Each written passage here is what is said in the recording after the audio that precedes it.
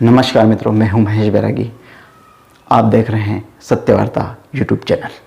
एक फिल्म ने पूरे भारतवर्ष नहीं अपितु पूरे विश्व भर में एक अलग सी जगह दी है। एक 30-35 साल से दबे हुए उन जख्मों को फिर ताज़ा कर दिया है। आज हर गली मोहल्ले में, शहर में, गांव में, यहाँ तक कि विदेशों में इस विषय पर चर्चा होने लगी है।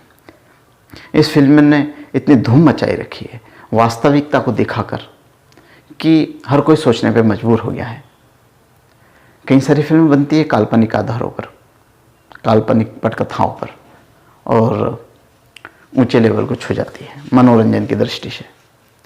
परंतु अगर सत्य घटना को वास्तविक रूप से चलचित्र में प्रस्तुत करके अगर ये दिखाने की कोशिश की है, हर उस व्यक्ति को झंझोड़ दिया है जो मानवता के पक्ष में होता है। हम बात करेंगे एक फिल्म के ऊपर, द कश्मीर फाइल, जो चर्चा का विषय बनी हुई है।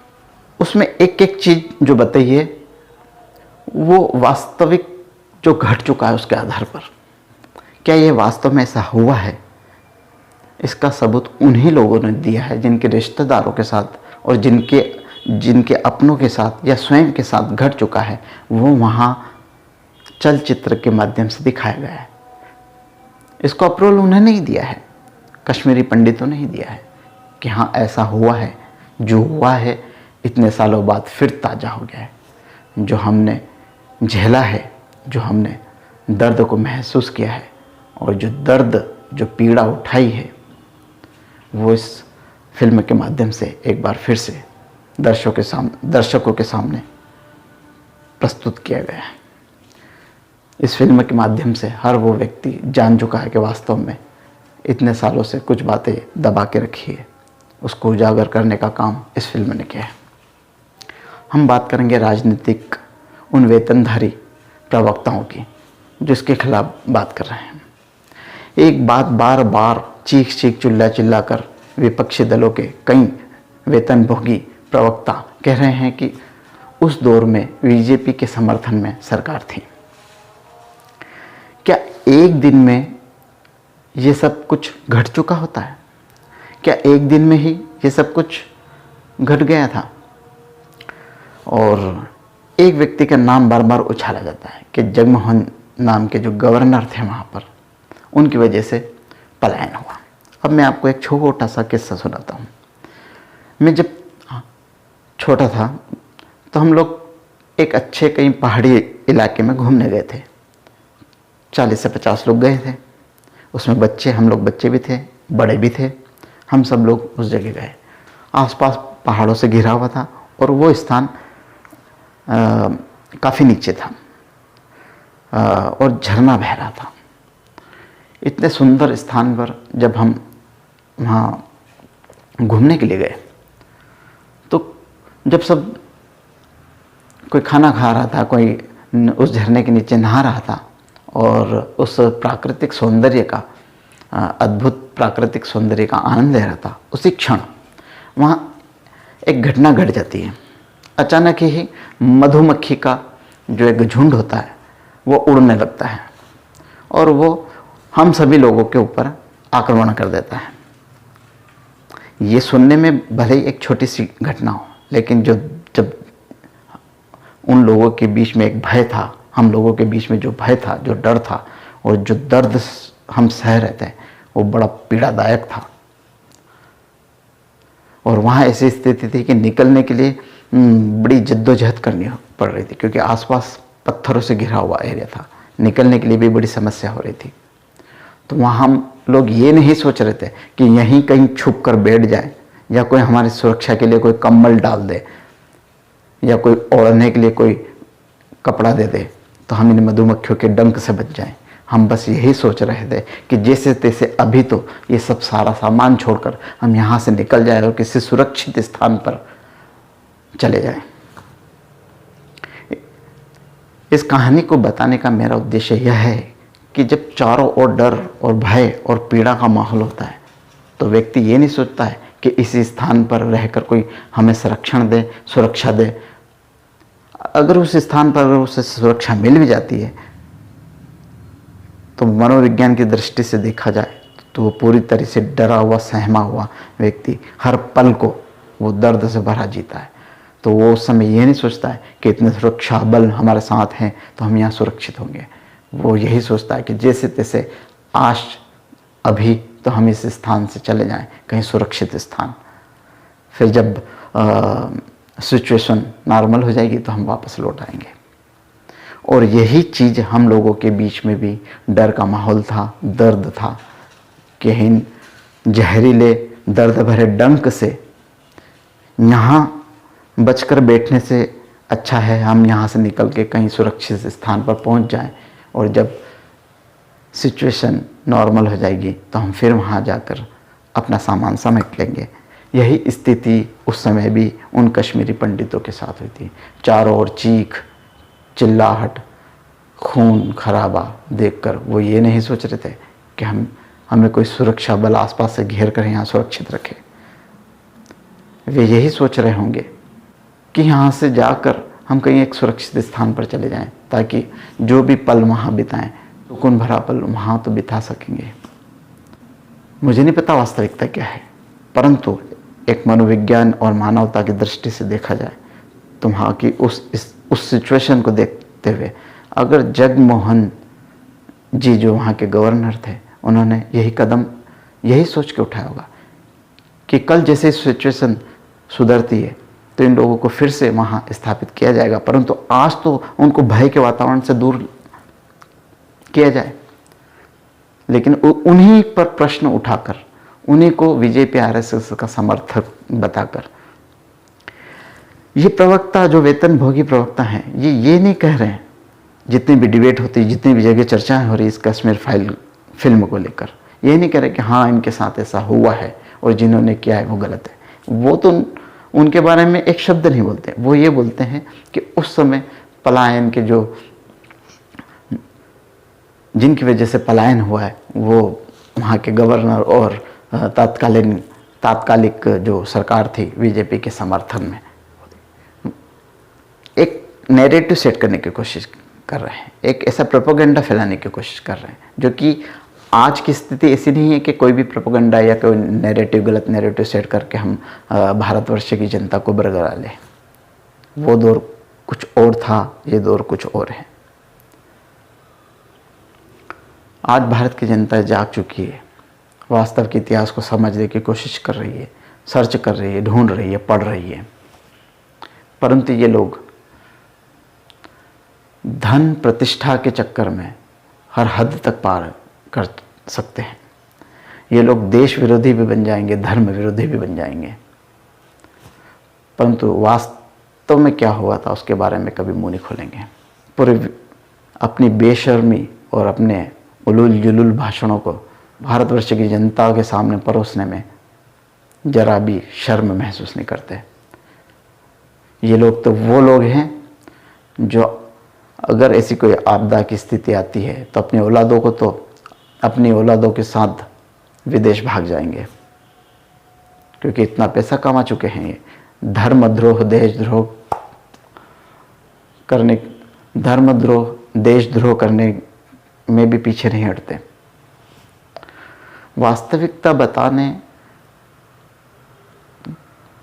या वास्तविकता को एक्सेप्ट करने में तो कहीं से भी वास्तविकता को बताना या उसको एक्सेप्ट करना इन वेतनभोगी प्रवक्ताओं से उम्मीद नहीं की जा सकती। आज जो पूरे भारत में चर्चा का विषय फिर से उन कश्मीरी पंडितों के ऊपर लोगों में जो जागरूकता उत्पन्न हुई है इस फिल्म के माध्यम से, जो आज हर गली मोहल्ले में चर्चा हो रही है कि ऐसा घट चुका है, और इसका प्रमाण कोई और नहीं दे रहा, इसका प्रमाण कोई और नहीं दे रहा, ये फिल्म नहीं दे रही है। जिनके साथ घटा है वो लोग खुद आगे रह के ये कह रहे हैं कि हाँ हम लोगों के साथ ऐसा घट चुका है। तो बेशर्मों, अपनी काली जुबान से इन लोगों का मजाक उड़ाना बंद करो। वेतन भोगी प्रवक्ताओं, अपनी काली जुबानों से इन लोगों का मजाक उड़ाना बंद करो, जो सत्य है उसको स्वीकारो। हाँ, अगर कोई सरकार में कोई पार्टी है तो उसका विरोध करना, उसके विरोध करने के कई सारे रास्ते हैं। आप महंगाई पर बात करें, कोई दिक्कत थी, करना भी पड़ेगी। आप महंगाई पर बात करें, कोई प्रॉब्लम नहीं, करना भी होगी। आप बेरोजगारी पे बात करें, कोई प्रॉब्लम नहीं, करना भी होगी। सरकार की किसी गलत नीतियों को उजागर कर कर उनकी आंख खोली जाए, इसमें कोई प्रॉब्लम नहीं, किसी भी की भी सरकार हो। लेकिन इस हद तक नीचे गिर जाएं कि हम देश और धर्म और संस्कृति के भी विरोध में खड़े हो जाएं, केवल इसलिए कि हम सत्ता में नहीं हैं, ये तो ना करो। विरोध करना आपका लोकतांत्रिक देश है, यहाँ विरोध करना आपका, हमारा सबका अधिकार है। लेकिन विरोध उसी का होना चाहिए जो अनैतिक है। परंतु किसी बात को छुपाने के लिए किसी नए झूठ को जन्म देना और उस झूठ के इर्द गिर्द घूमकर विरोध करना, ये बहुत बड़ा पाप है। आज कश्मीर फाइल को किसी ने भी प्रमोशन उस वक्त तक नहीं किया था जब वो शुरुआती दौर में थी, लेकिन जैसे ही भारत की जनता जागरूक हुई और उन्होंने सोशल मीडिया के माध्यम से स्वयं ही इसका प्रमोशन किया, तो आज वो एक भव्य रूप लेकर चली गई है। अब बात हम करते हैं, कई लोग प्रश्न उठा रहे हैं कि अरे वो तो एक पैसा कमाने के लिए उन्हें, अरे पैसा कमाने के लिए तो कई फिल्म बनती है, नंगी पुंगी से लेकर तो कई काल्पनिक घटनाओं पर आधारित पटकथाओं पर फिल्में बनी और उन्होंने पैसा कमाया है और कमाया जाता है। अगर पैसा कमाना का उद्देश्य होता तो और भी कई तरीके होते हैं, कई तरीके की फिल्म बनती है, बनाई जाती है। और हाँ, एक फिल्म मेकर और उनसे जुड़ी हुई टीम को फिल्म फ्लॉप होने पर नुकसान भी होता है और फिल्म हिट होने पर फायदा भी होता है। ये एक व्यावसायिक दृष्टि है। परंतु किसी एक सब्जेक्ट को लेकर अगर फिल्म बनाई जाए और उसका इतना बड़ा समर्थन हो देश की जनता और विदेशों में भी, तो फिर हर कोई नेगेटिविटी फैलाने के लिए अपने नए ही प्रश्न खड़े करता है कि भाई पैसा कमाने के लिए। हाँ, उन्होंने पैसा खर्च किया है तो पैसा कमाया भी जाएगा, लेकिन उस फिल्म के माध्यम से क्या संदेश मिल रहा है लोगों को, यह भी तो देखना होगा। फिल्में कई बनती है, कई चलती है, कई नहीं चलती है। ये एक फिल्म मेकर का काम है, वो पैसा कमाएगा और उसका नुकसान भी होगा, परंतु उस फिल्म के माध्यम से क्या मैसेज दिया जा रहा है वो मायने रखता है। उन्होंने फिल्म बना के छोड़ दी, लेकिन ऐसी फिल्म बनाना, ऐसा रिसर्च करना, ये भी एक हिम्मत का काम है। और बगैर किसी प्रमोशन के, बगैर किसी एडवर्टाइजमेंट के वो फिल्म आज एक ऊंचे स्थान को प्राप्त कर चुकी है। जो 100-100, 200 करोड़ में तो फिल्में ही बनती ही है, उनको भी उन्होंने पीछे छोड़ दिया। क्यों? क्योंकि उसमें वास्तविकता दिखाई गई है। स्वाभाविक है, उस फिल्म को देख के कश्मीरी पंडितों की आंखों से आंसू निकलना इसका प्रमाण है कि इस फिल्म में क्या वास्तविकता दिखाई गई है। और उन्हें तो छोड़े, इस फिल्म को जो देख रहा है वो रो रहा है। अब बात करते हैं कई अभिनेताओं के जो इस फिल्म के समर्थन में अब ट्वीट्स आ रहे हैं या बयान आ रहे हैं। उसका कारण यही है कि वो इस फिल्म के माध्यम से अपनी फिल्म को हिट करवाना चाह रहे हैं। वो जो डैमेज हुआ उसको कंट्रोल करने की कोशिश करें। जैसे एक आमिर खान का भी बयान आया कि इस फिल्म को सभी को देखना चाहिए, बहुत अच्छी फिल्म है और मैं भी देखूंगा। तो क्योंकि उसके पीछे भी एक राज है, उनकी आने वाली फिल्म का प्रमोशन इसी के माध्यम से होगा। ऐसा नहीं हो कि मेरे चुप रहने से मेरी फिल्म को बायकॉट का बैनर लग जाए। तो कुछ तो बोलना होगा। तो अब जाके उन्होंने, जिनको इस भारतवर्ष में डर लग रहा था, उनके डर की चिंता नहीं है ना, उनके डर की चिंता थी जो वहाँ से पलायन कर चुके हैं, जिन्होंने इतना दर्द सहा और जिनको किसी ने टच तक नहीं किया, उनको भारतवर्ष में रहने में भी डर लग रहा था। और आज वो इस फिल्म का समर्थन इसीलिए कर रहे हैं कि उनकी आने वाली फिल्म ऐसा ना हो कि उसके सामने बायकॉट का बैनर लग जाए। तो इस फिल्म के माध्यम से कई लोग अपनी फिल्मों का प्रमोशन करने के लिए आगे बढ़ रहे हैं।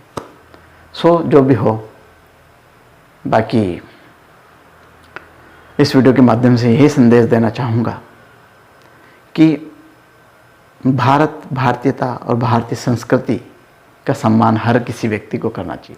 तो इस वीडियो में बस इतना ही। ये वीडियो अगर अच्छा लगा हो तो लाइक करें, शेयर करें और सब्सक्राइब करें।